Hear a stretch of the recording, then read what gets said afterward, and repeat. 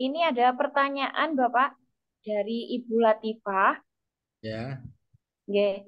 Assalamualaikum warahmatullahi wabarakatuh. Perkenalkan saya Latifah dari PGMI IPMAFA Pati Jawa Tengah. Terima kasih Bapak Yasuli atas materinya yang menarik, terutama tentang phenomenon based learning yang sudah dilaksanakan di Thailand. Mohon bisa dijelaskan seperti apa pelaksanaan pembelajaran tersebut di sekolah Thailand. ya. Sebenarnya phenomenon based learning itu baru dicoba ya. Di Thailand ini baru dicoba untuk menerapkan. Sebenarnya ini sudah diterapkan di Finlandia, India, Arab Emirat, Swiss, Vietnam. Thailand ini baru. Thailand ini uh, baru dicoba. Tapi alhamdulillah saya sendiri belum coba ya. Cuma pernah pernah mencoba dengan teman-teman bagaimana caranya. Tapi ini sangat menarik. Kita ketika mengajar itu uh, seperti problem based learning, hampir sama dengan problem based learning. Jadi biar anak itu menentukan temanya sendiri. Seperti mereka menentukan tema apa ya, gempa bumi. Nah, dia ingin mempelajari tentang gempa bumi. Nanti dia akan mencari sendiri. Nah, jadi ini bentuknya itu berkelompok, berkelompok. Dia mencari sendiri. Ada ya. Jadi sa- jadi semua itu saling melengkapi. Masing-masing itu mempunyai kelebihan. Mungkin si anak satunya dia pintar dalam matematika. Yang satunya dia pintar dalam hal yang lain. Dia di mereka itu saling melengkapi dan saling mencari informasi. Jadi gurunya itu hanya mendampingi, Udah dapat, udah ini mengarahkan, dapat, belum. memberi arahan kepada muridnya, tapi tidak mengajarkannya. Intinya guru juga sama-sama mempelajari. Jadi fenomena based learning itu guru itu sama-sama mempelajari. Uh, Sambil apa ya? uh, Muridnya belajar, guru juga belajar, tapi gurunya Udah mau mendampingi datang, seperti itu. belum ya? Udah lapar. Hah? Oh, ambilkan uangnya Ya, itu. saya letakkan sini dulu. Ambil aku. Thailand sendiri masih masih coba sekarang ya, masih coba, belum diterapkan. Ini mau uang apa itu? Itu bicara nih. Sudah, kasih tahu nanti mah. Coba intinya seperti ini. Ketika kita belajar agama, seorang anak menentukan tema, uh, Jadi saya kan apakah orang sholat itu tidak masuk neraka, seperti itu. Ketika dia menentukan bahwa orang sholat tidak masuk neraka, apakah orang sholat tidak masuk neraka, baru maka dia ini. akan mencari, cari dalil, dari akli, dari nakli, dari mana-mana mengumpulkan dalil-dalilnya, alasannya nanti. Nanti akan berkembang pertanyaannya. Pertanyaannya akan berkembang lagi dari pertanyaannya itu. Nanti ada semuanya yang memberikan jawaban berdasarkan dalil-dalil seperti itu ya.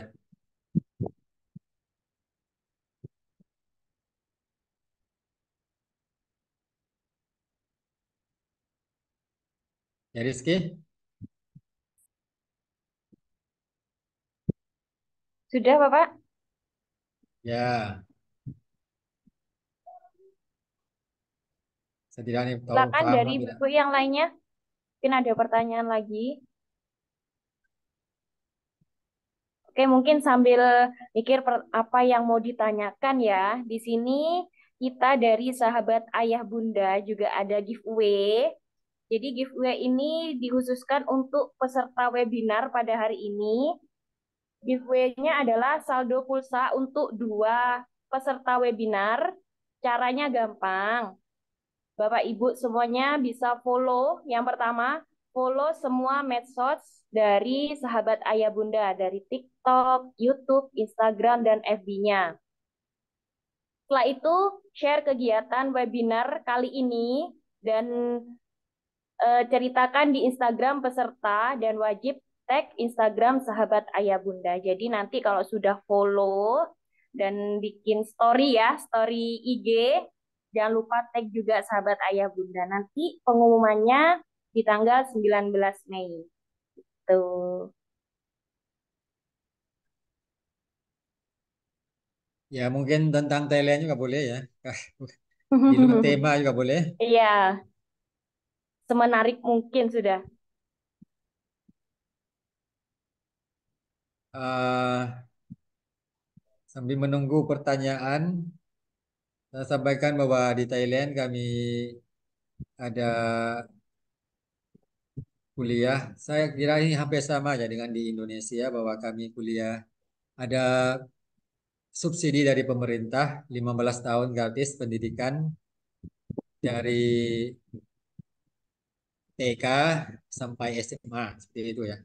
Jadi subsidi biaya pendidikannya itu dari biaya pakaian, biaya susu, biaya makan, biaya alat eh, peralatan sekolah, biaya studi tour, dan juga biaya ada ada biaya pendidikannya seandainya ada yang mau seperti itu. Apakah di Indonesia ada yang sama seperti itu? Rizky, Iya, Pak. Mah, ada subsidi dari pemerintah di Indonesia. kalau di daerah saya ini untuk gurunya itu ada sebenarnya kuliah kuliah yang khusus guru itu ada. Jadi dibiayai oleh pemerintah. Yang saya tahu itu Kemenak, Pak. Nggak tahu ya kalau di daerah lain, Untuk provinsi yang lain siswa, gitu. Untuk untuk yang siswanya, siswa, kebetulan saya ini kan MI-nya swasta ya, Pak ya. Untuk sementara, saya kan ngajarnya di MI swasta. Yang saya tahu, kalau untuk siswa itu belum ada. Mungkin hmm, dari ibu-ibu lainnya. Ada toh Bu. Nah, bos itu udah subsidi dari pemerintah untuk seluruh Nggih, siswa toh. iya, Ya, berarti ada ya. nggih ada. Ah, saya pernah dengar kayaknya ada.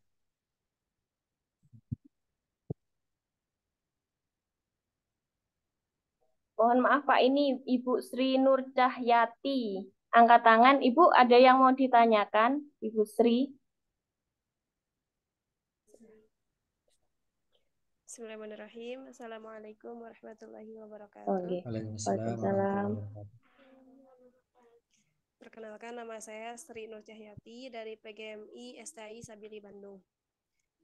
Izin bertanya mengenai apakah di lembaga sekolah MI memungkinkan untuk penerapan dua kurikulum? Segitu pertanyaannya. Terima kasih. Wassalamualaikum warahmatullahi wabarakatuh. Waalaikumsalam warahmatullahi wabarakatuh.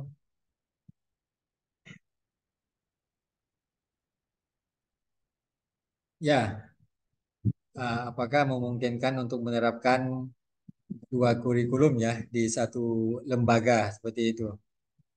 Ini tergantung ya. Apa boleh di Indonesia boleh diizinkan seperti itu? Kalau di Thailand yang boleh terapkan dua kurikulum itu yang swasta yang punya kurikulum umum dan kurikulum agama. Itu dia bisa menerapkan dua kurikulum. Tapi yang punya saya ini hanya bisa menerapkan satu kurikulum saja. Tapi untuk pengembangannya itu bebas.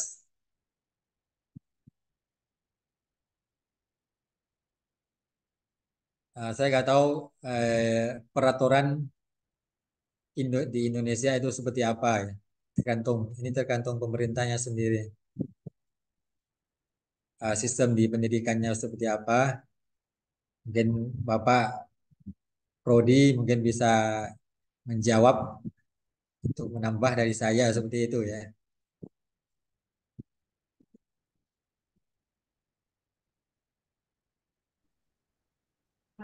Assalamualaikum warahmatullahi wabarakatuh. Waalaikumsalam.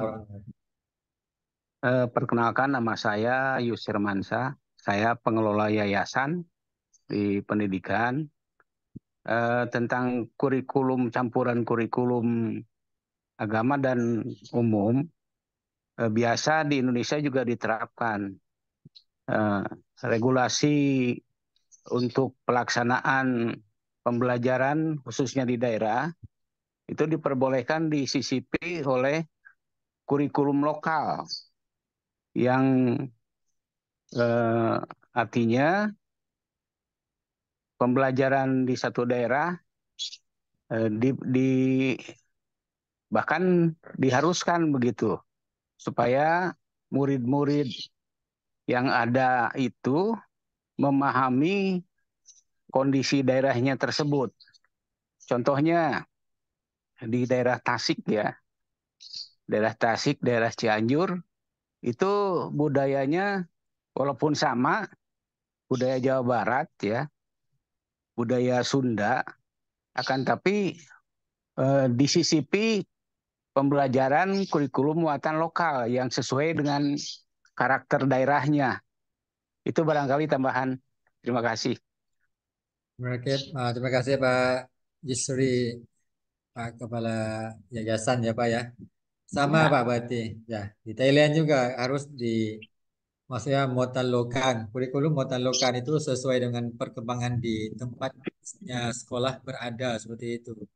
Harus disisipi. Itu memang harus ya dari pemerintah. Ada kurikulum dari pemerintah, pas diturunkan ke sekolah itu harus disisipi muatan ini, kurikulum muatan lokal seperti itu. Berarti sama ya Thailand dengan Indonesia.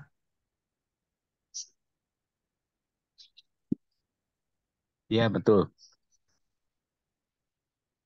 Uh, Alasannya itu nanti kalau tidak disisipi kurikulum muatan lokal, anak di masing-masing daerah itu tidak apa intinya itu tidak bisa mengembangkan potensinya atau hal-hal yang menjadi apa ya di tempatnya atau di tempatnya itu sendiri. Jadi makanya perlu disisipi nih kurikulum muatan lokal.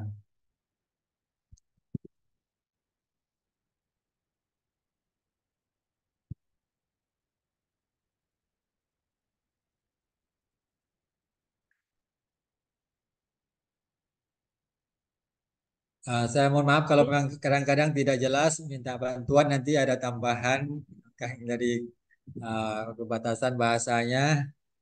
Terima kasih Bapak-Bapak. Oke, sudah Bapak. Dari teman-teman yang lain, ada lagi yang mau ditanyakan?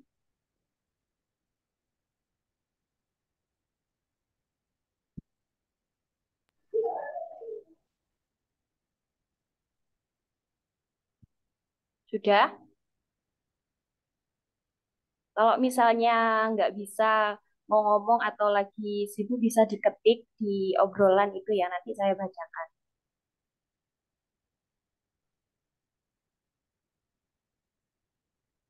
Ada yang angkat tangan, Bu Edrik? Oke, Ibu Adik Safitri, monggo, silakan. Baik, Assalamualaikum warahmatullahi wabarakatuh. Waalaikumsalam warahmatullahi wabarakatuh. Perkenalkan Pak, saya Adik Sapitri dari UIN Syekh Ali Hasan Ahmad dari Padang Sidimpuan. Ini jauh nih dari Medan, masih perjalanan sekitaran 10-12 jam kalau perjalanan darat. Oke, baik Pak. Hari ini ada tema yang sangat menarik tentang disampaikan oleh Bapak narasumber.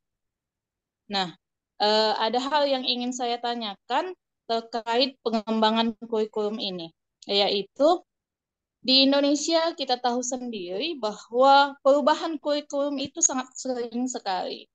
Bahkan ada yang belum selesai edisinya sudah diubah lagi gitu kan Pak. Jadi kadangkala perubahan kurikulum ini menyusahkan kita, bukan malah membuat kita jadi senang, tapi menambah satu masalah di dunia pendidikan itu sendiri. Gitu menurut saya, versi saya ini apa ya. Karena kenapa? Belum lagi kita pelajari penuh satu kurikulum itu sudah diganti. Entah karena alasan apa, jadi pemerintah kita mengubah kurikulum. Seperti dulu ada yang namanya KTSP, kemudian diubah kurikulum 13, ada lagi kurikulum 13 revisi, kemudian ada lagi kurikulum apa? Yang sekarang Merdeka Belajar. Merdeka. Iya, kurikulum Merdeka Belajar. Nah, sementara di Thailand seperti yang disampaikan oleh narasumber, kurikulumnya masih bertahan. Kurikulum dari zaman dahulu sampai hari ini. Nah, pertanyaan saya adalah bagaimana sebenarnya atau bagaimana menurut Bapak mempertahankan kurikulum ini supaya bisa memang up to date dan bisa digunakan dari tahun ke tahun gitu. Supaya kita sebagai tenaga pendidik ini tidak bingung untuk terus mengubah kurikulum yang ada. Nah, mungkin itu yang menjadi fokus pertanyaan saya, Pak. Saya ulangi, bagaimana mempertahankan kurikulum itu supaya memang bisa digunakan dari zaman ke zaman. Terima kasih. Assalamualaikum warahmatullahi wabarakatuh. Terima kasih Bunda Adik Sapitri. Kurikulumnya kalau ditahan lama juga tidak bagus, Bunda. Ini Thailand ini sudah lama ditahan, dipertahankan, akhirnya tidak up to date. Jadi ketika tidak up to date, maka tidak sesuai dengan perkembangan zaman. Saya kira ditahan juga tidak bagus. Tapi kalau sering-sering ada perubahan juga tidak bagus karena belum di belum ada penerapan, sudah diganti lagi. Ini juga terlalu cepat. Thailand itu sendiri saya sampaikan bahwa kurikulumnya itu sudah lama tidak up to date karena memang sudah lama sekian tahun, puluhan tahun tidak ada perubahan. Maka Thailand seharusnya sudah ada perubahan.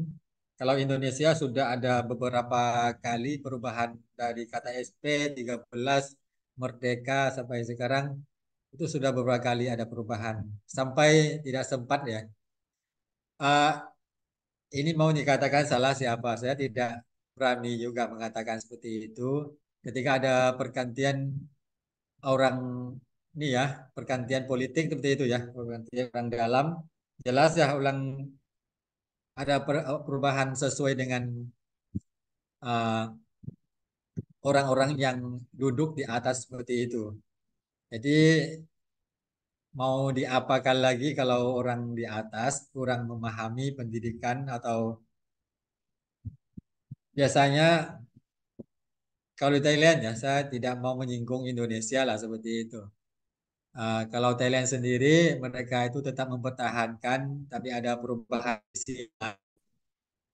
Makanya ini akhirnya ketika mau ada perubahan kurikulum itu tidak bisa sampai-sampai di bawah guru, kepala sekolah, kepala yayasan juga pada protes bahwa kurikulum ini sudah berubah. Thailand sendiri tidak mau berubah, akhirnya ketinggalan zaman. Itu seperti itu. Sekarang Thailand lagi mau ada perubahan kurikulum, tapi masih dalam tahap percobaan. Jadi sekarang itu mau dirubah kepada kompetensi based. Kalau Indonesia tetap masih menggunakan Merdeka ya. Terus bagaimana cara menanganinya ya kita orang bawah Bu harus ikutnya ya manut tidak orang kecil ya manut saja di atas mau seperti apa ya seperti itu. Mudah-mudahan orang kecil bisa orang jadi pejabat besar seperti Bu nanti. Kalau tidak lupa bisa merubah kurikulum Bu ya. Amin insya Allah.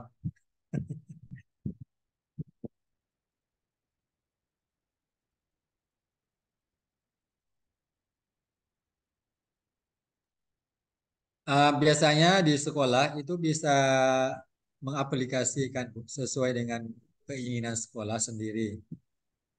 Ah, Kadang-kadang kita juga main menyolong, Bu. Saya di sekolah kadang-kadang nyolong-nyolong seperti itu. Walaupun kita menggunakan kurikulum lama, tapi tetap kita ada gerakannya untuk mencoba hal-hal yang baru, tapi tidak merusak kurikulum lama seperti itu. Ya, tapi tetap melaporkanlah kurikulum lama itu dipakai seperti itu ya. Ya mungkin bisa sedikit menjawab, tapi tidak semuanya ya. Ya. Oke, terima kasih Bapak. Bagaimana Ibu Ade? Baik, terima kasih Pak atas jawabannya. Sama-sama Memang memperbaiki ya kita ini. iya, Isi emang di satu. Indonesia ini sering banget Pak ganti-ganti kurikulum. Sekarang ganti sudah kurikulum Merdeka. Ini ada pertanyaan lagi Bapak. Saya Ya, bacakan ya.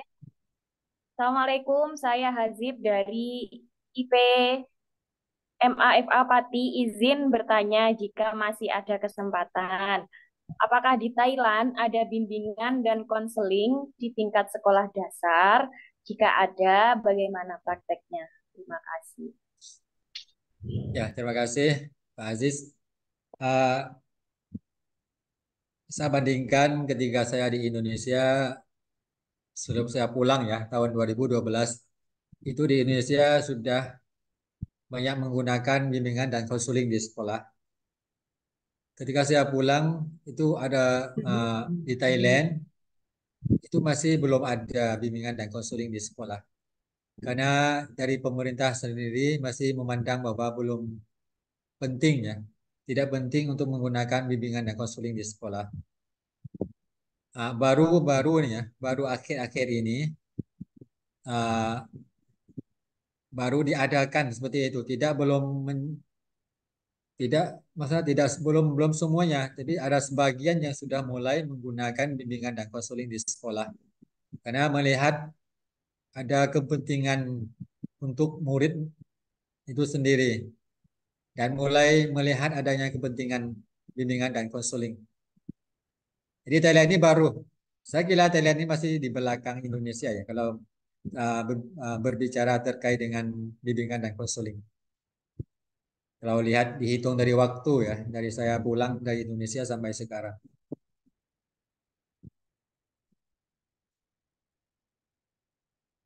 Uh, ya, terima kasih. Oke.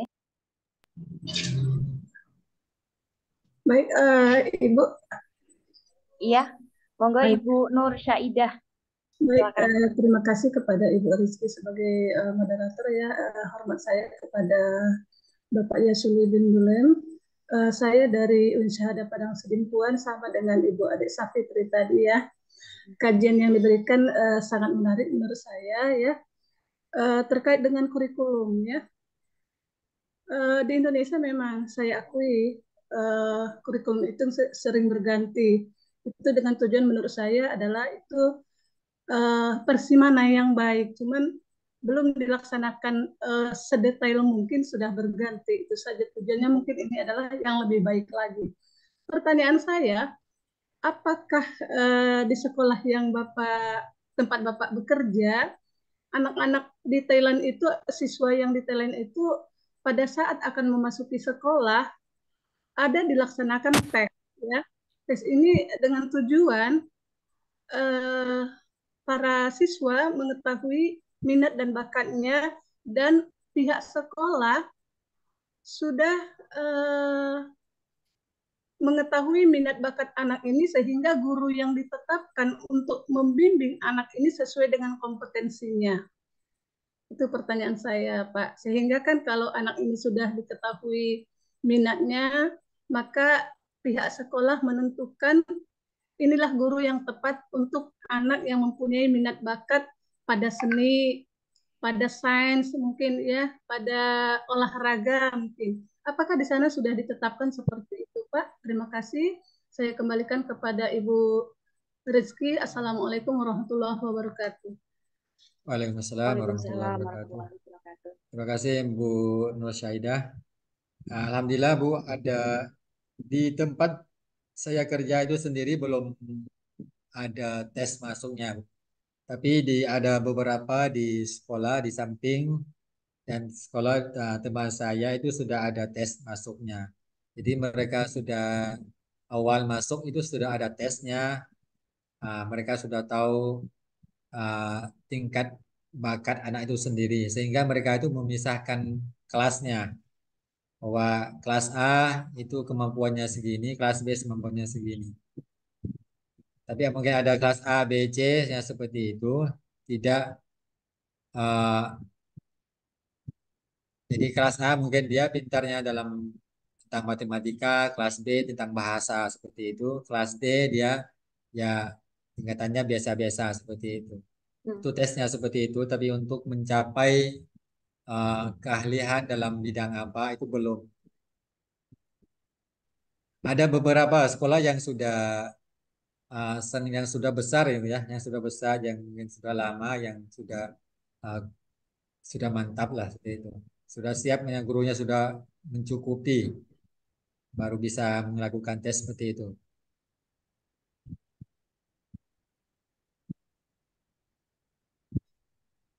Sudah, Bapak? Ya, pernah ada buku dari Indonesia ya.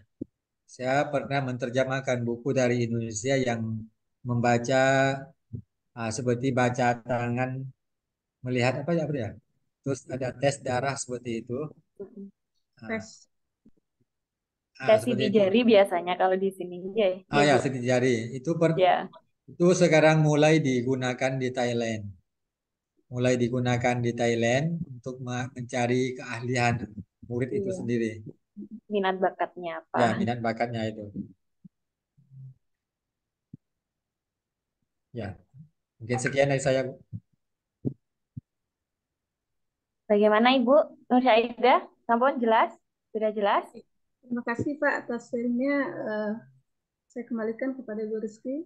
Oke, terima kasih. Ini ada pertanyaan lagi, Bapak. Ada. Oke, monggo. Ya, ini tambahan saja dari tadi. Saya mau tanya tentang perkembangan pendidikan MI di Thailand, perbedaannya dengan di Indonesia ya. Di Indonesia sendiri, MI di daerah-daerah masih ada yang tertinggal. Terus juga di kota-kota malah sarana prasarana dan cara pendidikannya luar biasa, termasuk pembiayaan. Yang mau ditanyakan perbedaan pembiayaan MI di Thailand dengan di Indonesia seperti apa? Karena begini, di satu sisi di daerah-daerah ya tingkat kesejahteraan termasuk apa namanya sarana prasarana, terus guru-gurunya untuk kesejahteraannya kurang.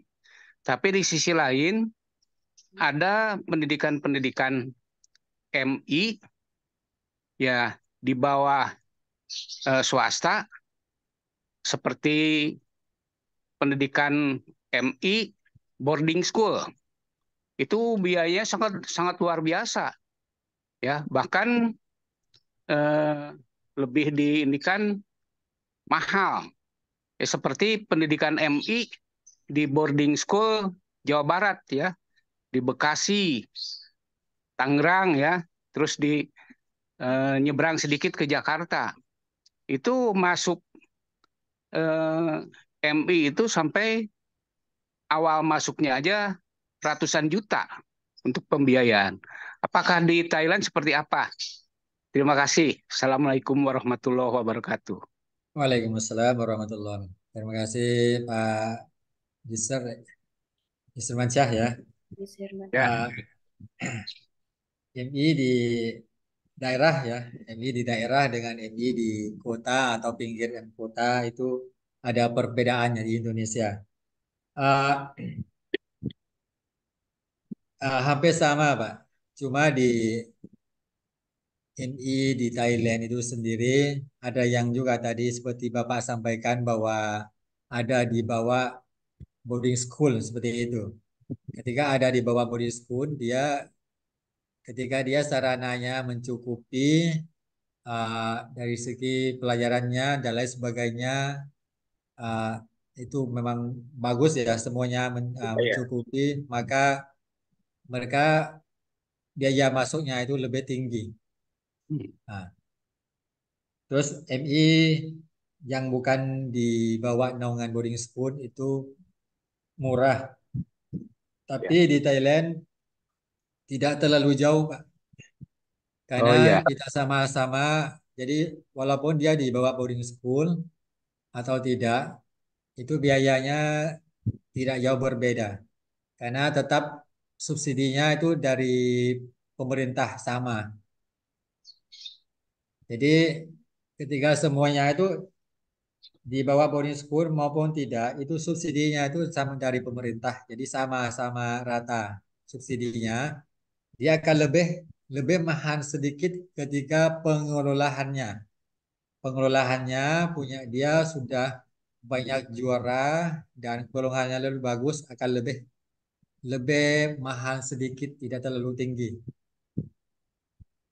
Iya, iya. Ya, Pak. Ya, terima kasih, Pak. Ya, Pak. Makasih. Ini ada pertanyaan lagi, Bapak. Saya bacakan, ya.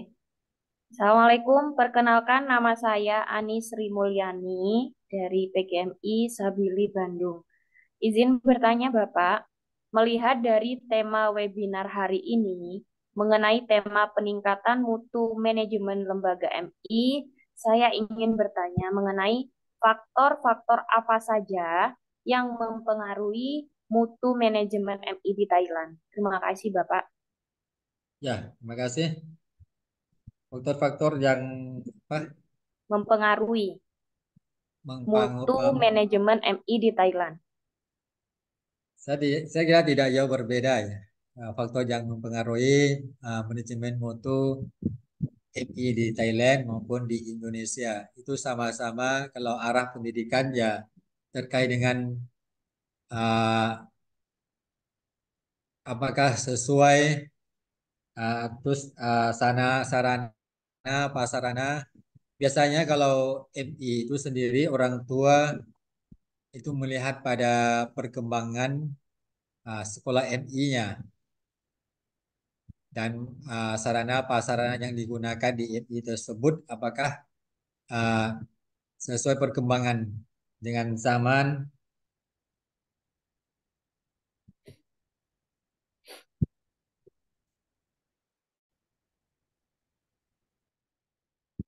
Karena biasanya kalau MI yang kurang manajemen ya, kurang melakukan perubahan atau tetap tidak ada, maksudnya stagnan lah, tetap tidak ada perubahan di mata masyarakat atau di mata orang tua murid, itu akan akhirnya tidak ada yang minat ke sana seperti itu. Jadi tetap MI itu harus ada perkembangan sesuai dengan perkembangan zaman. Ada, saya kira tidak jauh berbeda dengan Indonesia. Kalau dikatakan dunia pendidikan ya seperti itu.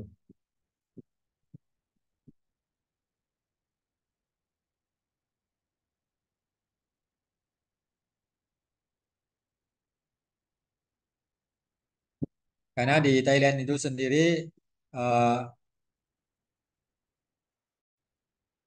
orang tua itu sendiri melihat kepada hasilnya. Yang intinya adalah hasil yang eh, hasil akhirnya, hasil finalnya.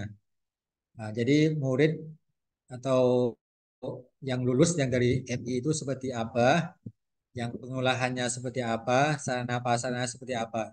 Itu hal-hal yang yang lagi disorot itu ya, yang dilihat oleh orang tua murid seperti itu. Jadi tetap ada perubahannya di situ. Ya, Pak Rizky. Sampun, Bapak? Sudah? Ya, ya. Mungkin dari Bapak Ibu ada yang mau ditanyakan lagi, silahkan.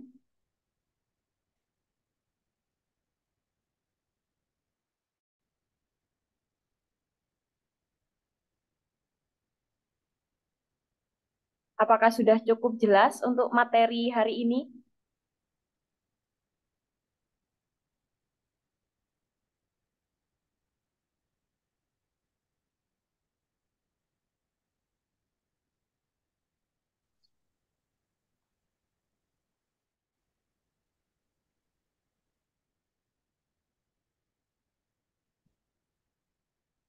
Monggo, silahkan.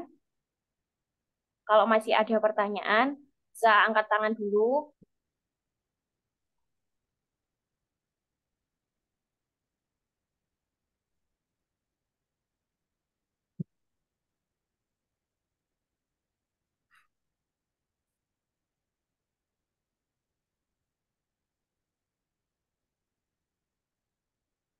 Sudah cukup? Tidak ada pertanyaan lagi?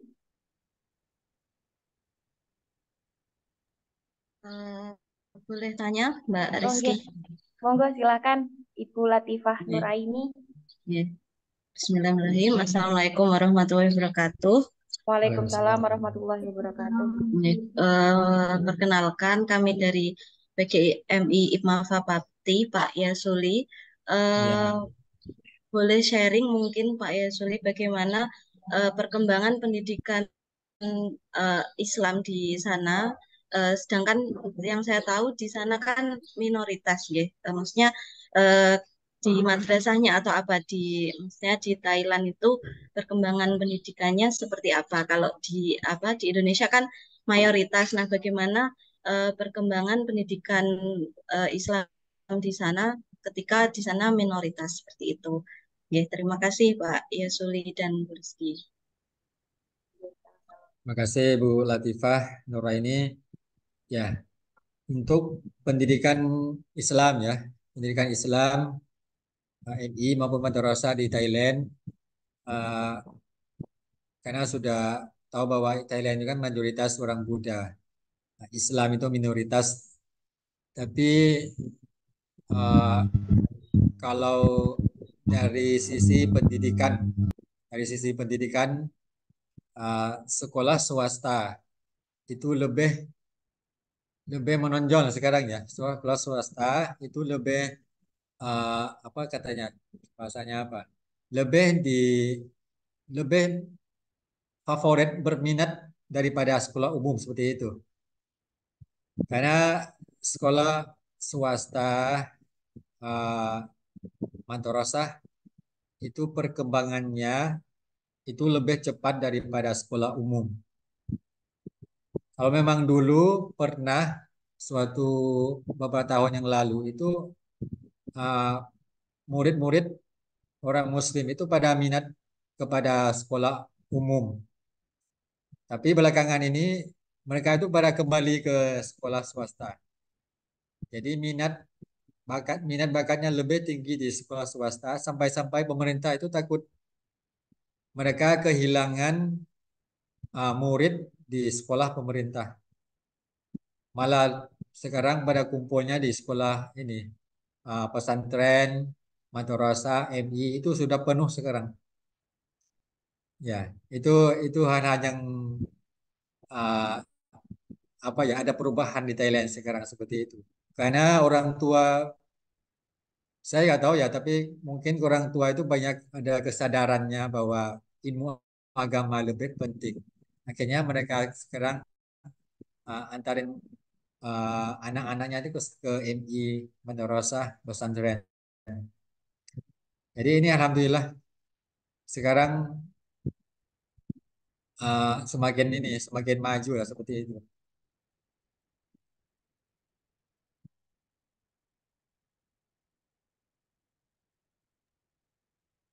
Sudah jelas, Ibu Latifah? Mungkin bisa tanya lagi, maksudnya Oke. boleh nggih? Ya, Untuk ya, sini. Pak Yasuli, apa di tempat jenengan itu, di tempat Bapak itu ada, maksudnya sekolahnya swasta yang jenengan kelola itu sekolah swasta atau negeri gitu, Bapak? Swasta, Bunda. Sekolah swasta, tapi tetap mendapatkan subsidi. Di sini setiap sekolah itu mendapatkan subsidi, swasta maupun pemerintah. Pemerintah. Dan kami bebas ya untuk mengelolanya, itu ada tetap bisa masukkan kurikulum muatan lokal juga terus di.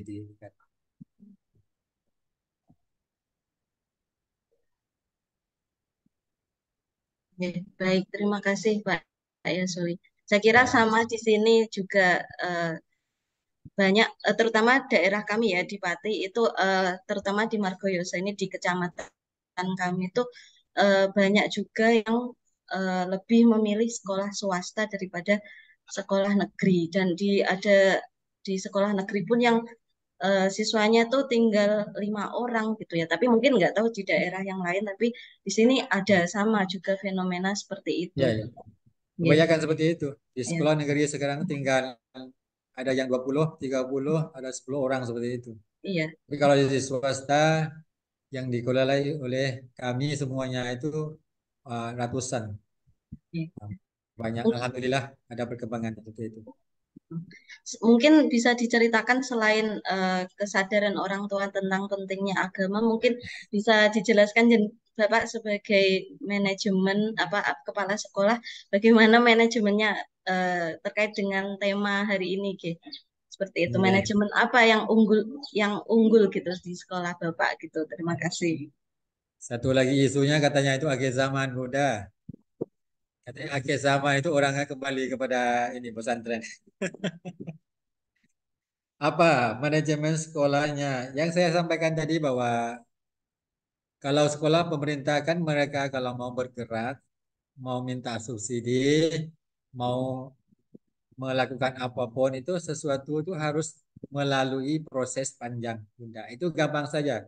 Pemerintah, sekolah pemerintah itu melalui proses panjang ketika mau melakukan apa sesuatu ya. Tapi kalau sekolah swasta itu kan hanya melalui kepala sekolah, tinggal tanya boleh apa tidak, mau mau ada uh, ini. Tinggal kalau kepala sekolahnya bilang boleh silakan, dananya cukup, ya tinggal laksanakannya seperti itu. Jadi kalau sekolah swasta kan lebih cepat perubahannya. Jadi tidak menunggu 1 bulan, 2 bulan, mungkin 1 hari, 2 hari bisa terjadi seperti itu. Saya kira itu sama dengan di Indonesia.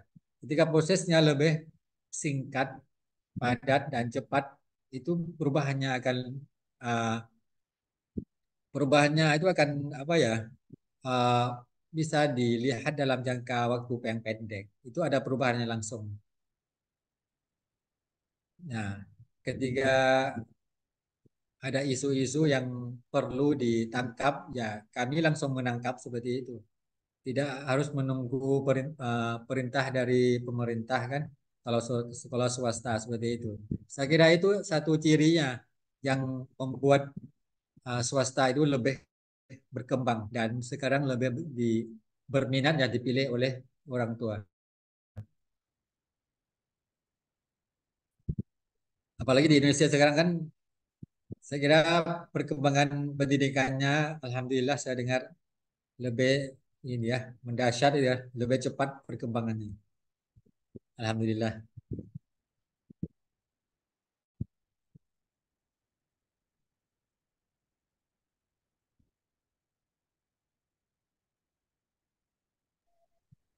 Sudah, Ibu Latifah? Iya, ya, cukup. Terima kasih Pak Yasuli. Sharing. Dari Bapak Ibu yang lain mungkin ada pertanyaan lagi. Karena kalau berdasarkan rundown acaranya selesainya jam 3 ya.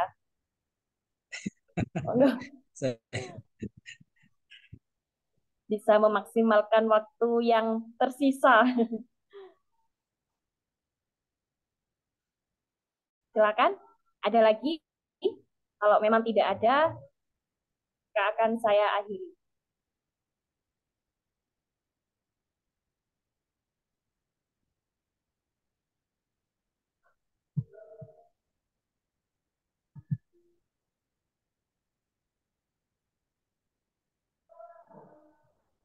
Sepertinya teman-teman sudah paham semua ini, Bapak. Bagaimana, Bapak? Alhamdulillah. Saya maaf ya tadi dari pagi ada acara, jadi hari ini kurang ini. Iya. Iya. Sudah, Jadi nggih? minta maaf kalau memang ada yang kurang jelas dengan keterbatasan bahasa yang saya gunakan mungkin tidak sejelas-jelasnya ya, tidak sejelasnya yang bisa saya sampaikan.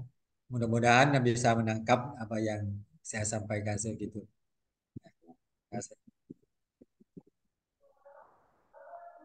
Mungkin sebelum saya tutup dari Bapak Yasuli ada yang mau apa ya? Kalimat penutup lah untuk teman-teman di sini sebagai apa? Penyemangat mungkin bagaimana. Alhamdulillah, saya ucapkan banyak terima kasih. Saya tahu ya apa yang saya sampaikan ini mungkin lebih jauh dari kesempurnaan, tapi saya harapkan hari ini itu mungkin sekedar sharing pengalaman pendidikan di Thailand. Juga saya pernah mengalami pengalaman pendidikan ya, perkuliahan di Indonesia. Nanti mungkin saya sekarang juga apa ya, kami melakukan semacam merekrut lah mahasiswa di Thailand untuk melanjutkan kuliah di Indonesia. Beberapa mahasiswa dan juga kami mengelola beberapa mahasiswa KKN dan PPN yang datang dari Indonesia dia ke Thailand Selatan seperti itu. Mudah-mudahan webinar seperti ini bisa sering diadakan Ya. untuk paling tidak mempererat ya tali silaturahmi antara alumni seperti saya dengan teman-teman dari Indonesia dan bisa sharing. Nanti mungkin temanya mungkin dengan tema yang lain ya boleh. Sekian dari saya. Terima kasih. Tetap semangat walaupun kurikulumnya sering berubah. Iya, siap Bapak. Terima kasih. Ya. Alhamdulillah, semoga apa yang kita dapatkan hari ini dan apa yang disampaikan oleh Bapak Yasuli bisa bermanfaat dan sekaligus bisa diterapkan ketika kita berada di sekolah gitu, Ge. Jangan lupa kita ada giveaway untuk 2 peserta webinar hari ini. Gimana? Oh, dokumentasi foto. Oke. Saya minta tolong kepada Bapak Ibu untuk on kamera ya. Mau dibuat dokumentasi sebentar saja. Ya, sudah. Ini Ibu Irmawan. Ya, minta waktunya sebentar saja. Bapak Yus Herman. Nah, maaf Bapak ya tadi. Bapak Irmawan Fikri. Saya panggil Ibu loh tadi. Maaf Pak. Saya minta dokumentasi ya.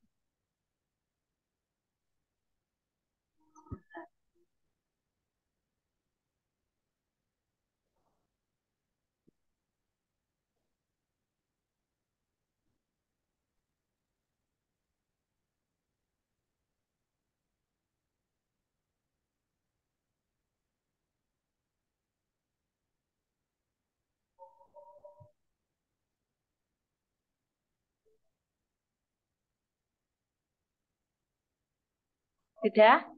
Oke, hitungan ketiga ya. Boleh senyum biar nggak terlalu tegang Bu dari tadi di depan layar ini ya.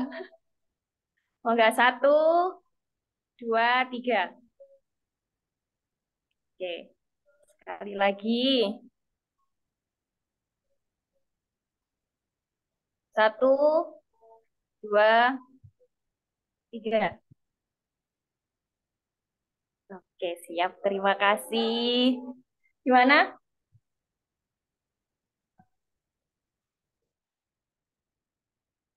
Oke, alhamdulillah. Terima kasih untuk teman-teman semuanya, Bapak Ibu. Semoga ilmunya bermanfaat dan bisa ketemu di next webinar lagi ya. Tentunya dengan saya dan teman-teman dari Sahabat Ayah Bunda. Terima kasih, Bapak. Bapak Yasuli, terima kasih. Sehat selalu semuanya, teman-teman. Assalamualaikum warahmatullahi wabarakatuh. Waalaikumsalam warahmatullahi wabarakatuh. I don't ever slow up, no I don't take shit. I got no love for the fakeness. If you wanna play tough and wanna hate this, I'll always show up. I don't ever slow up, no I don't take shit. I got no love for the fakeness. If you wanna play tough and wanna hate this, I'll always show up and make a statement. I don't ever slow up, no I don't take shit. I got no love for the fakeness. If you wanna play tough and wanna hate this, I'll always show up and make a statement. Everything I do so instinctive and so passionate. Every word I move so descriptive like an adjective. I got a vendetta against people who patented being negative when you should be getting after it. I got facts over tracks, this and that. Spitting slow, spitting fast. I could roast, I could gas. Think I'm okay at last, but I don't know if that can erase all the past. And the pettiness, a reflection of the emptiness. Hilarious, you think you're worth my time, you're delirious. Mysterious, because you hide behind a fake exterior. Inferior, you know I'll always be a bit superior. Get off of me, this ain't no humble brag. I want you to hear words, you can say them back. I want you to feel free from the chains at last, and to believe in what you got, it was built to last, yeah. Now that I've been put through hell, I never got anyone's help. I had to do it all myself. I don't ever slow up, no I don't take shit. I got no love for the fakeness. If you wanna play tough and wanna hate this, I'll always show up and make a statement. I don't ever slow up, no I don't take shit. I got no love for the fakeness. If you wanna play tough and wanna hate this, I'll always show up and make a statement. Gonna learn the consequence of being incompetent. Mental health is confidence, dreams and some honestness. I'm not here to save the day, that's for you to take away. I could play a million mind games, but instead I say something not illogical, something that is topical. Rub it on and watch it go, make yourself unstoppable. Dreams are irresponsible, but they're always possible. If you just believe, you could be so remarkable. Thoughts in my head, a collage and they spread. I'll be great one day, going off of my meds. No, I'm not giving up, no, I'm not giving in. I will make it to the top, taking off in the wind. I gotta make it, I'm saving every day to taste it. I'm patient, but my mind, it can hardly take it. I'm chasing a dream that I've had for several ages. A vacant, modern kingdom for the taking. Now that I've been put through hell, I never got anyone's help. I had to do it all myself. I don't ever slow up, no I don't take shit. I got no love for the fakeness. If you wanna play tough and wanna hate this, I'll always show up and make a statement. I don't ever slow up, no I don't take shit. I got no love for the fakeness. If you wanna play tough and wanna hate this, I'll always show up and make a statement. I don't ever slow up, no I don't take shit. I got no love for the fakeness. If you wanna play tough and wanna hate this, I'll always show up